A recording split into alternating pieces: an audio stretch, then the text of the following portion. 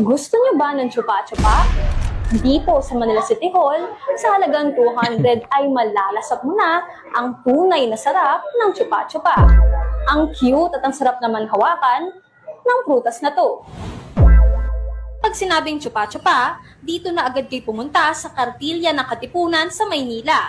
Kaya naman tayong mga tagay Maynila, wala nang rason para hindi matikman ang prutas ng chupa-chupa. Dito kasi sa Mindanao Fruits and Food Fest 2025, makakabili ka na sa halagang 200 pesos. Medyo mahal, no? May nagko-comment dito. Ito, sa kanya daw libre lang.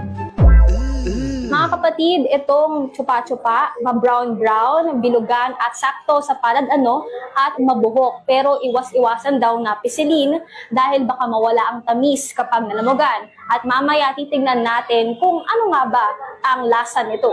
Tinawag siyang chupa-chupa doon sa original counter niya kasi Spanish kasi siya. Tapos, kailangan mo kasi siyang sipsipin at yung tamis at saka yung juice. Para kasi makuha ang matamis na katas, kailangan din sipsipin itong chupa-chupa. At unang sipsip agad, naku po, ang katas ay sarap na tunay. Approve! Mayaman ang chupa-chupa sa vitamin C and A saka potassium. At ang chupa-chupa, maganda raw na pananim at bagay sa Pilipinas. Kaya kung dumami raw ang tanim nito sa Luzon, tiyak marami raw matutulungan ang chupa-chupa. Napakagandang... Mga kapatid, huwag matakot sumubok at kumain ang medyo hindi tayo pamilyar.